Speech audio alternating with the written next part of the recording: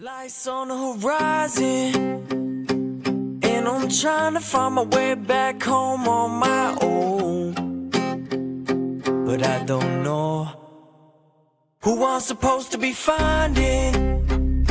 Is somebody lying? 'Cause I was told I would meet my maker, but now I'm just walking with the Savior tonight.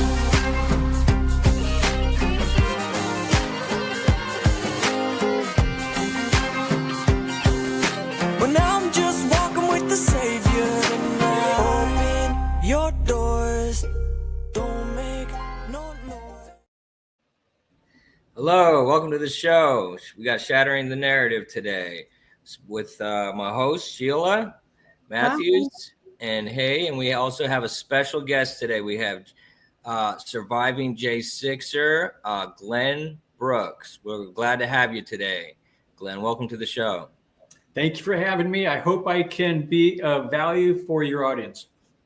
Well, yeah, we first ran into you and we saw that you had an important story to tell about what kind of happened in that day in 2021 and kind of your path and where it led you and why they ended up throwing you in jail and why that was. So we really just wanted to kind of delve into that and see what's going on. But why don't you just tell us a little bit about yourself? Father of seven, Bible-believing church missionary in Haiti. And, I had grave concerns about the election in 2020. The thing that was so important to me, CJ and Sheila, was that there were some valid questions and the people on the other side of the aisle were like completely stonewalling that there was any valid concerns. That tells me they're hiding. And so anyway, the nation was at a feverish pitch in November, December, January. So I went to this thing to be part of the voice, like, hey, something's messed up and we want redress. And that was for a peaceful protest. I estimate there's 17 million people attending the speeches. How the Capitol thing, how that developed, I have no idea. I was just there to be one of the crowd at the speeches. That's my only intent. It's amazing. It's really what we're going to be seeing here is a clip from, is it ABC News or ABC News? Correct. We have some footage from ABC News and kind of the fallout after what happened on that day in J6 a little bit. This is a little bit after, but we just wanted to play that to kind of give some pretext about what happened here. So let's just load that up real quick. And this was played the night that I was arrested in July 21. Yep.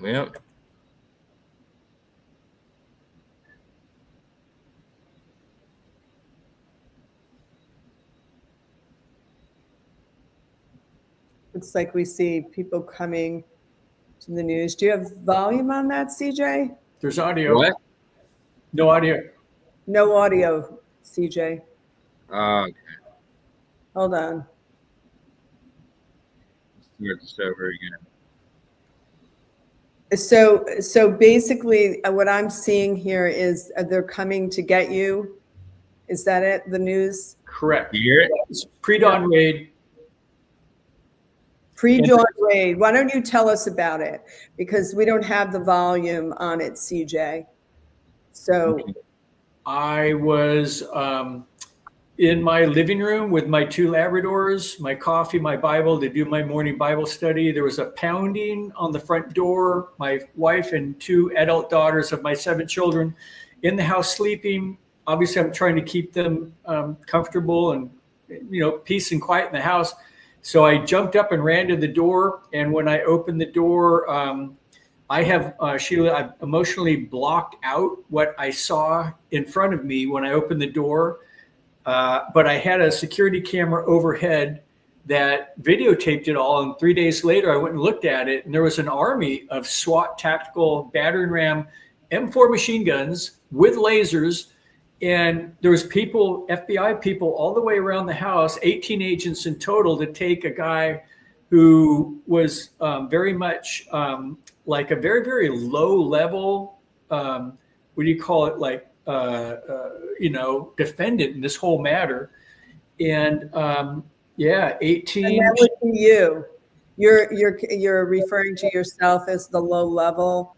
Yeah, I wasn't a guy beating cops. In fact, I got to the Capitol hours after it started, and by the time I got there, the people breaking things, they had gotten in and then pushed deeper inside and got from the Senate side where I was at to the House side, and by the time I got there, it was just a bunch of looky-loos like me wandering around trying to figure out what's going on. I was in the Capitol for about 15 minutes. I stood outside.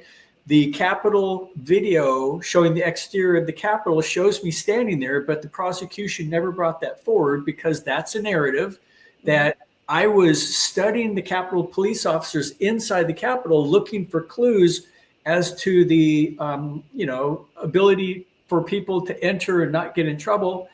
And because the inside of the Capitol and the foyer on the west side, the Senate side, had been transformed into a common area because there was hundreds of people in there. The Capitol police officers and the people inside everybody was engaging cordially. And so I stood outside studying, looking for body language or something. The Capitol police officers never gave me any indications, good, bad, or indifferent. So I made a decision. Well, I have a reasonable doubt. And if there's some kind of a problem here, of course, the honesty of that moment would come out in court. But, I didn't realize, what ensued was villainous, kind of treacherous, DOJ and FBI. So what was the actual charge that they ended up charging with? Yeah, good question, CJ. All of the defendants got charged with the same thing unless they were beating cops and breaking things. Then they got felonies. The 4 misdemeanors that all the looky-loos got was based on trespassing, unruly behavior, whatever that means. And then for some reason, the DOJ charged a second version of unruly behavior. So there was 2. And then finally, there was a demonstrating, picketing, parading in the Capitol. So those 4 charges, I was offered a plea deal, take the demonstrating charge, which is the least significant, and we'll drop all the other ones. I said, I want a trial. I'm telling the truth. And, they packed up and left. So you were then in jail for how much time were you given? You were sentenced, right? Friday, September 13th, 2024 was a date that my judge refused to change earlier or later because of my missionary work. I needed to be in Minneapolis for my missionary work, and he was pretty supportive. He let me go to Haiti 15 times, go to Africa twice. So I give him a lot of credit. But he wouldn't budge on that date. I don't know if he was like trying to make a statement Friday 13th. What do you mean? I'm a little confused. He let you, meaning you went to jail, right? Or no? Well, I was arrested and put in jail July of 21, released on my own recognizance. Oh. And then I spent 3.5 years telling the judge that the public defenders, which were assigned, were not helping me at all. And the judge kept replacing them. And every time I'd get a replacement attorney, that would extend the cycle 6 months to get the case together with the new people. And eventually, it ended up going to trial in May of 24, 5-day trial. My own public defenders, really, really compelled me. They actually oppressed me not to testify at my own trial. It's like, well, if the jury only hears what the prosecution is saying, what would you expect them to do? And I have to tell you that the setup with the public defender's office, I have a little bit of background just because of the children in state care and the mass killings that I work on. and especially now, even in Charlie Kirk's case in this trial that is going to be, I guess, starting in January, the public defender is really working for the state. They, and people really don't understand that it is. Yeah, so I totally understand what you're saying. And I guess for people listening is that when you're given a public defender, they really work for the state. Even though they say they're working for you, they can make deals behind your back. They have a working relationship with the prosecutors. And often I hear just nightmare stories about it. So go ahead. I didn't mean to interrupt. I just wanted to give people an idea of who your attorneys were. Yeah. Public defenders, 2 gals. I had been telling all of my attorneys that I wanted a spirit-filled, Jesus-loving attorney. Eventually, one of the 2 attorneys that I went to trial with, I won't mention her name, she goes, I'm a God-fearing, Bible-believing woman. I'm like, right on. The other one goes, I'm not. And I go, not yet. And she looked at me and she kind of snickered because she understood what I was telling her. But yeah, I received a 6-month sentence on Friday the 13th. And instead of me being released free, as I've mentioned to a lot of people, the story is if you walk into court for sentencing and you don't have handcuffs on, you don't leave in handcuffs. They release you to go and, get your bills paid and have somebody mow your grass and take care of your house and all that. And so my judge decided that he was going to break those rules, and he threw me in prison that day. And so I had to change out of my suit, put on prison clothes. My attorney, the God-fearing woman, she was actually fighting for me at sentencing, but they did very, very little. I mean, they really kind of, fed me to the wolves, threw me under the bus for the trial itself. But she cocked her head over at the attorney. I mean, get this, Sheila. When the judge told me I was going to prison, she was standing right next to me.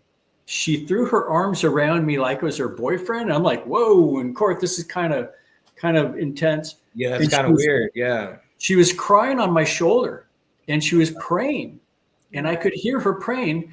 And she, in righteous indignation, she snaps her head at the judge and says, Judge, the prosecution is not asking for this guy to go to jail. They're not asking for that. I mean, what are you doing? Mm-hmm. And the judge says, on the record, it's in the transcript, there's an election coming up. We have to get them off the street, January 6th, people. And so, the judge instructed the bailiff to take me into custody, and the bailiff, being very, very nice, he goes, well, go ahead and empty your pockets and take your tie off. And, so I had to take my claim check ticket for my 2 bags at Reagan, still on the turnstile, and get my sister, who was in the courtroom. I had purchased tickets for my mother, who died when I was in prison, and my sister and her fiance. We were flying out of Virginia to LAX for a unrelated family memorial the next day.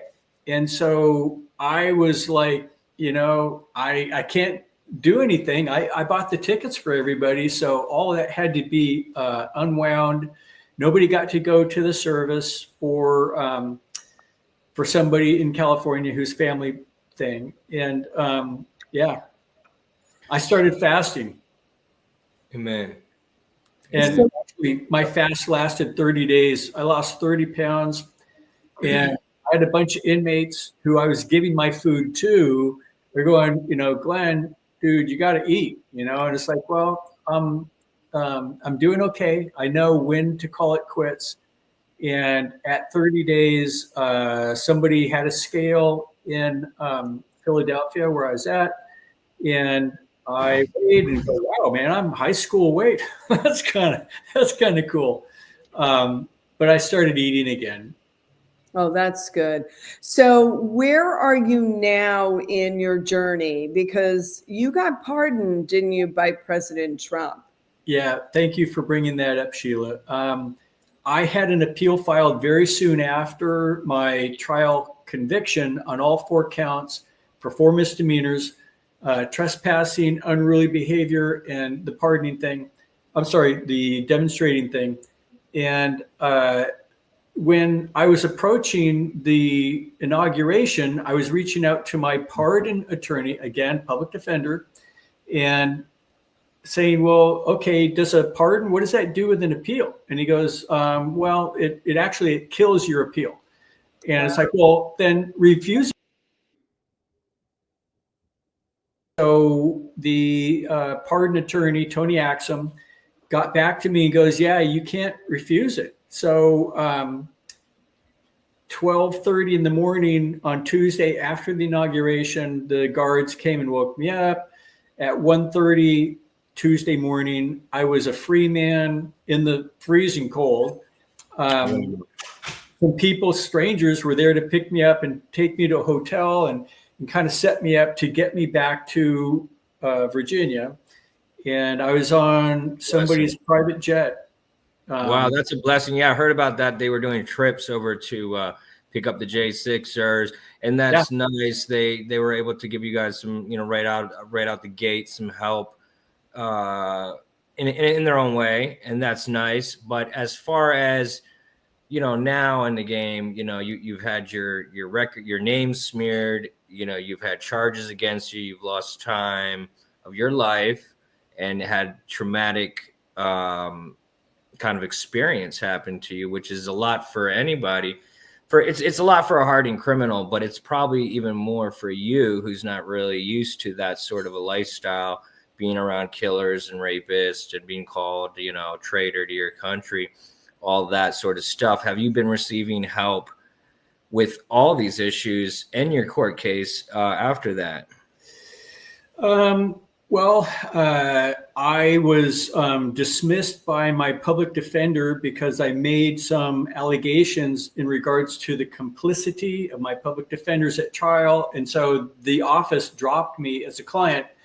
To answer Sheila's question a second ago, I pursued my appeal after the pardon, and the Court of Appeals in DC refused to change their mind. So I had one last option, and that was to go to the Supreme Court. So on the 20th of November, a week or so back, some attorneys in Montana filed a petition, 43-page petition that is on the desk of John Roberts' clerks as they are screening it at the Supreme Court level. This is amazing. I mean, this is really a landmark case then. So would it be the first time that a president gave somebody a pardon and then they wanted to pursue an innocent trial or pursue legal actions to clear their name regardless of a pardon? To my knowledge, nobody has ever tested that, which is why our attorneys are licking their chops, because this is such an easy no-brainer for the Supreme Court. But again, they're so buried under all this other nuisance little silly lawsuits from the opposition of our president that, they're buried under stuff.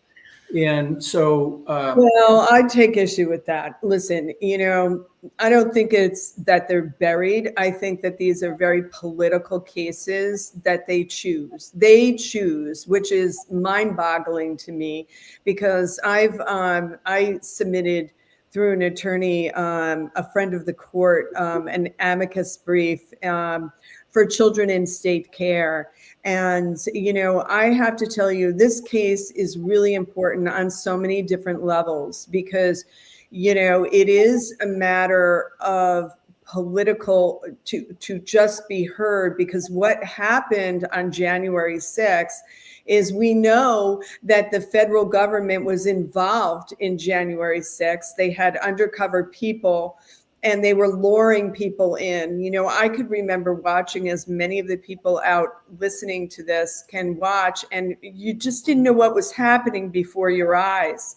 You know, accusing, it's almost like we were all gaslit. You know, of course, nobody wants violence, and you know, it's how you're lured into wars a lot of times. Like it's like the Gulf of Tonkin. I think that's the big case, right, where you know, your own government creates this disturbance, and then we all react, and then all these laws are passed to suppress our rights.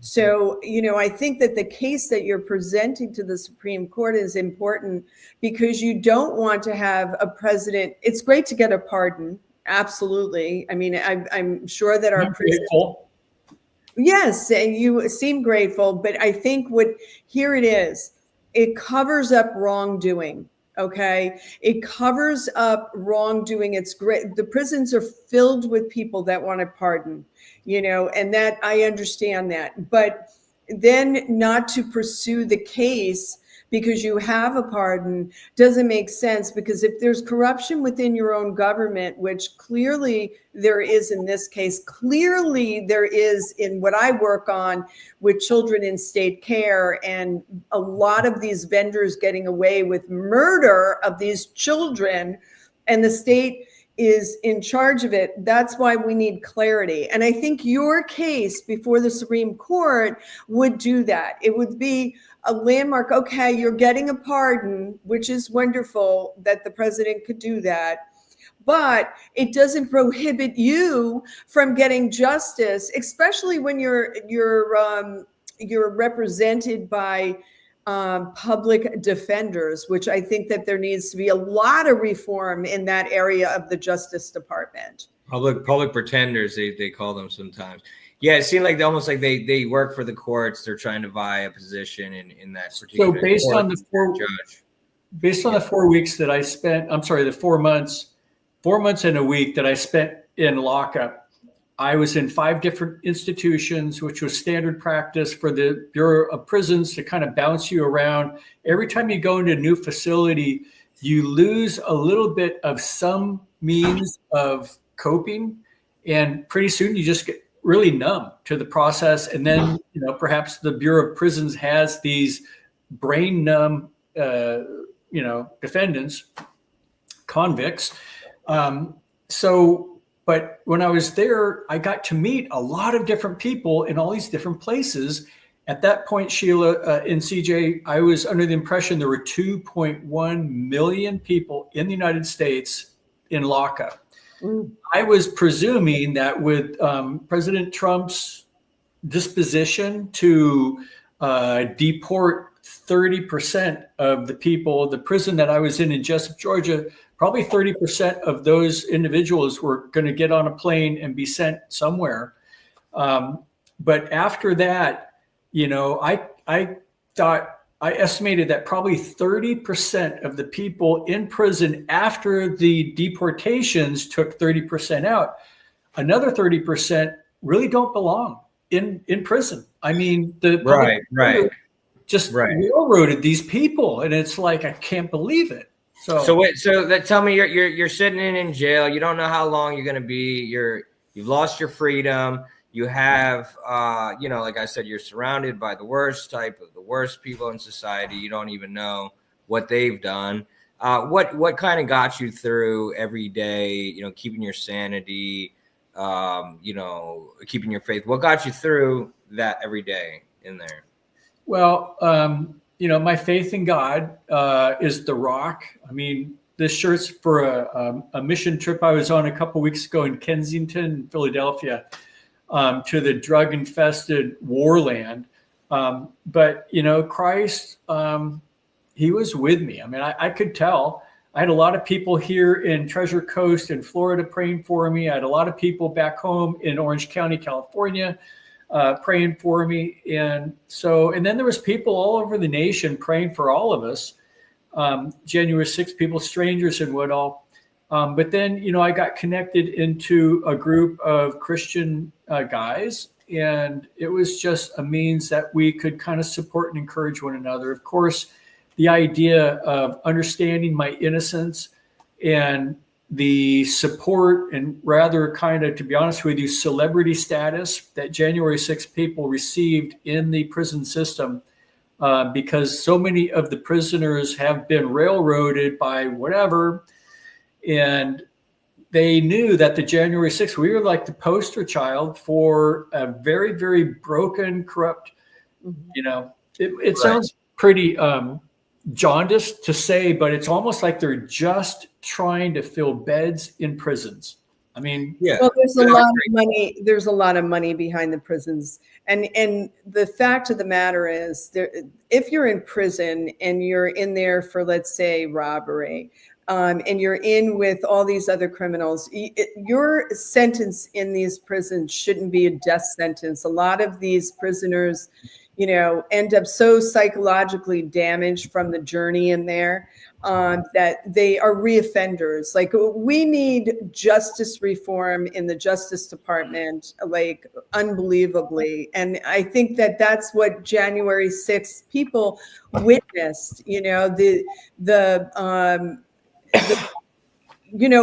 have to relook at that.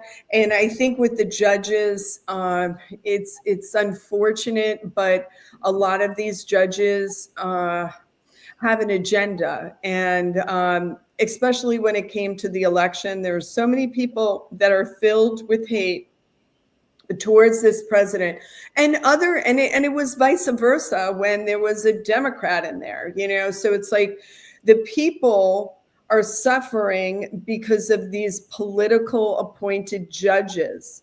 And I think your case going before the Supreme Court can really shed some light on the corruption and really kind of play that out. I would be curious to see if the Supreme Court takes it up, because again, it's interesting when you get a pardon and you're saying, I still want my day in the court system in which I want my name cleared, He wants his name clear, but let's not forget that that's an injustice has been done to Glenn Brooks. If he really is, the president says he's basically innocent, but it's a pardon's a little different. But to go through all that, to lose everything that Glenn's lost, and he's still out here fighting for the truth, trying to get justice, to set precedents. I know there's a bunch of other people that are working on some similar things, like Enrique Tarrio and Barry Ramey, and there's a couple other cases going on.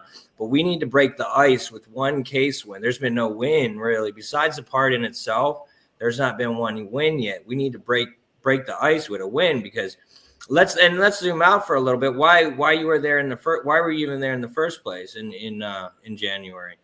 What brought you there in January to again, I don't know if I mentioned this, but the election seemed so messed up, and the party that prevailed at the election, presumably, we're told, they were just like completely ignoring the claims that everybody were raising, and these were very rational, reasonable, valid claims, and they just completely stonewalled it. And it's like, that tells me they're guilty just because of that. Right. So I thought I would go out there and, be part of the audience, the peaceful assembly for the redress of grievances. I mean, it's our constitutional right. It is. It is. I like the way you said that. It's a constitutional right. You're supposed to question these things, and we're supposed to get an answer. And I don't think we've had an answer. Well, sorry, CJ, I was going to say, with the process that was going on there and Joe Hoft has written a lot about this on his website, and he wrote 3 books on the steal of the election, is that the way the Constitution reads is that you were allowed to, before they certified it, was to question the certification. And, Pence is the one who really closed that down, and you could tell there was no purpose for President Trump or the January 6th people that were there to disrupt this process, because they had the people that they needed from each state to bring up and get that readdress. We're not stupid people. You know, we all watched and we saw what was going on before the disturbance happened, before the doors were unlocked from inside and all the people were ushered in. You know, where do you see, let's say it is, you're not suing. This case isn't about you suing financially, is Correct. it? No. Okay. So you're not looking for money out of this or damages. What you're looking is to get your name, and in essence, like CJ was saying, a pathway for the other people to be set free from this accusation and this, you know, these lies that were told about you, correct? So if my petition were accepted, I've instructed my attorneys to put language in so that the other January 6 people can approach the DOJ and say, I want another trial. I want another a fair trial. And so, number one, the issue of the pardon killing my appeal, that's the constitutional hook. That's an easy one, to be really honest with you. But I'm asking for another trial, and I'm asking, don't let the appeal court, which has already kicked me out twice, Supreme Court, you guys decide whether I get another trial or not. That's two. And third, I want to change a venue. I want to go back to Southern California, where I was living on January 6th and when the arrest happened, because it's a conservative bastion at the Ronald Reagan Courthouse in Santa Ana, California. And I want, you know, an unbiased judge. I didn't have that. I want an unbiased jury. I didn't have that. And I want a prosecutor that's not going to steep to rather unethical, immoral tactics to convict, you know, and I want to testify. I want to tell the truth. I want to break this thing wide open. As you should, as you should. And how can people help you in your efforts? I know this is quite a heroic effort you're doing here. Well, I mean, it sounds kind of trite, but prayer for sure. It would be a miracle for this thing to happen the way that I'm wanting it to. I've got a Give, Send, Go account for called Who is J6 Glenn. And so I had to sell the family cow, so to speak, to pay for the petition for the Supreme Court. So, you know, that which I have been surviving on has been reduced by about half.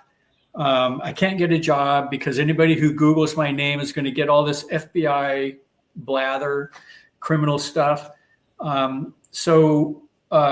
I am hoping that maybe some resources can come together to hire an attorney for the actual trial. My January 6th Supreme Court, that's handled. But again, I've depleted my resources, and if I get another trial, I now have to hire an attorney because the public defender, I was told it was going to cost me upwards of $140,000 for 4 misdemeanors, which is just insane. I mean, misdemeanors, get out of here. Is there a risk on the side of doing this for you? You got this pardon, right? So is there a risk that you get, say you get the win on the Supreme Court level, and then you get yourself a new trial, and is there a risk for you to lose that pardon? Well, that's actually a very, very astute question. And I realize that I'm opening myself up. If the Department of Justice says we'll prosecute, but if we find you guilty of any of those 4, the first 2 charges I told you about were 1 year each. The last 2 charges I told you about were 6 months each. So you run those consecutive. That could be upwards of 3 years. My judge made them concurrent, so all of it boiled down to a total of 6 months is what the prosecution could apparently ask for it, and they did, and the judge gave it to them. But, you know, I've served about 80% of that 6 months. There is 7 weeks left on my original sentence. And there was a moment, Sheila, you might find this interesting coming from the mental health industry. But there was a moment I was walking around in Jessup prison, and I kind of came to the conclusion, like, this isn't so bad. I could do this, like be a lifelong prison dude. And instantly it's like, oh my gosh, that's from the pit of hell. It was a unique moment, but yeah. Well, that's their idea, to kill your hope, kill your ambition. You want to be free and live a productive life because you seem like a nice guy. Like, you didn't deserve what happened to you. That's an injustice. That's actually what they call a political prisoner for political means, which is supposed to be legal in this country. So again, if anybody wants to help Glenn, it's at whoisj6 Glenn on Give, Send, Go. We'll link it in the bio here. I'm sure he could use all the support he could get. He's been kind of, we haven't seen a lot of media on you, and we haven't seen a lot you out and about too much, but we're glad you came on today and explained a lot about what's going on with your situation, because not everybody has the fortitude or the to come out here and go back in court after these people, after they did that to you. And we appreciate you standing up. Yeah, it's amazing. Even if you make it through the Supreme Court and you get them to let you pursue your innocence, that's a win in a lot of ways. As long as you don't lose that pardon, I'm thinking it's a win-win for you. And obviously, it like CJ was saying, it really destroyed a good portion of your life, and you're not alone. But like CJ was telling me, I had no idea about you. I did not, most of the January 6th stories have been really illustrated through the media. I know they're pursuing a lawsuit. Are you involved in that lawsuit at all? I know that there's a group of people that are suing. I thought that there was a lawsuit, CJ, for the January 6th. Yeah, there's something there. I know Enrique Tario and the Proud Boys, they've got something going on. It's up and down and it's here and there. But like I said, we need one of these cases to go through. We need somebody to understand and the courts to understand this was an injustice and there to be proof of that. And maybe we can even get proof of actually what happened in January. I mean, there's new evidence coming out about the pipe bombs. There's new evidence coming out about, Ray Epps. We have, what would they say? There's almost 300 of those people that actually broke in were federal agents themselves. That's like, mainstream news now. We didn't have this information before. I mean, we did, but nobody knew it and it wasn't public, but it actually did happen. So we need answers about what was going on, because this is out of control. We have to figure this one out. So, you asked, what can people do? Anybody who sees this, get in touch with any J6 defendants that and say there's a Yahoo going to the Supreme Court and he's trying to bust this thing open for everybody, and let them start polishing their social media skills and create this furor that, the American public are really burnt out on this whole January 6th deception. And we want to trust our institutions, and that's not going to happen unless the federal government fesses up and is held accountable. And so that's really what I'm wanting. I mean, I want the not guilty, but it's really about righting the injustice that was so put on, expose with January 6th. Oh, yeah. Well, we wish you the best. And CJ has a lot of these contacts for, January 6th people. So I'm sure he will do what it takes to get this to them. And, I'll be watching your Supreme Court piece because I find that really fascinating. It's that new piece really could open it up for so much for both sides of the aisle, because then it can give that avenue of more disclosure, like you said, from the government. So yeah, we need it. We heard this is going to be the most transparent government government we've ever seen, and we want to get to the bottom of this. I know some people do know what's going on here, so we will continue to follow this story and other J6ers as things develop here. I think we're coming to a head. We're actually coming up on January 6th of next year, so there's going to be some new developments then. We'll definitely keep all of our followers posted. You can follow J6 Glenn at Who is J6 Glenn on X, and we'll put that in the bio, and you can help him at GiveSendGo/Who is J6 Glenn. We link that as well. Thank you so much for coming on today. Is there anything else you want to say to your country and our followers? Yeah, this nation was founded on Judeo-Christian principles, and we lost that. And I think there's been a lot of people crying and praying for a healing in the nation for decades. And I kind of see our president as a proxy for God's faithfulness. I mean, the guy has been hitting it out of the park over and over and over again. There's a lot of debate about his salvation and things to that effect.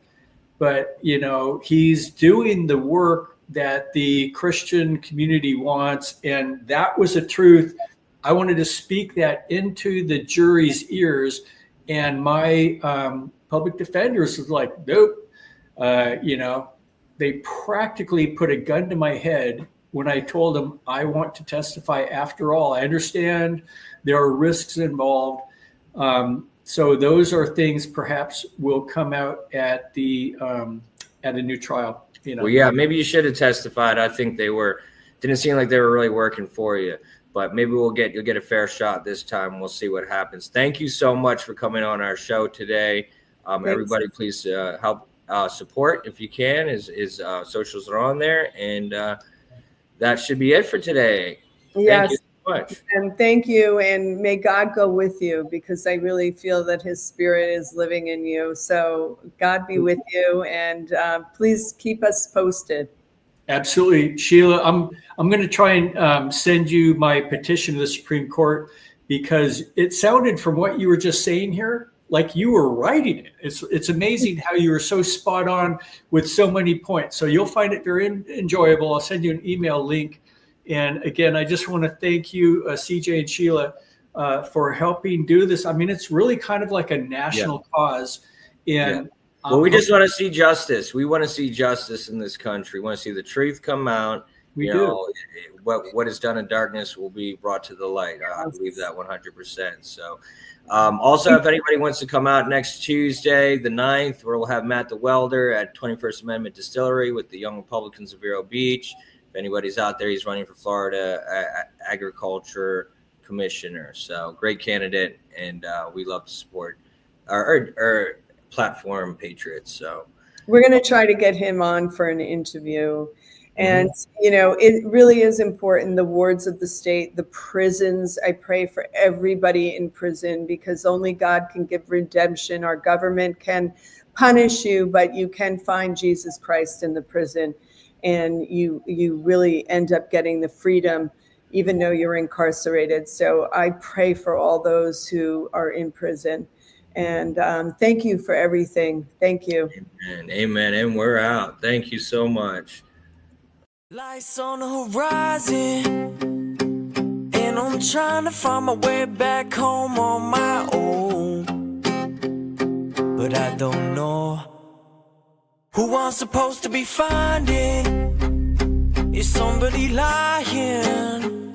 'Cause I was told I would meet my maker, but now I'm just walking with the Savior tonight.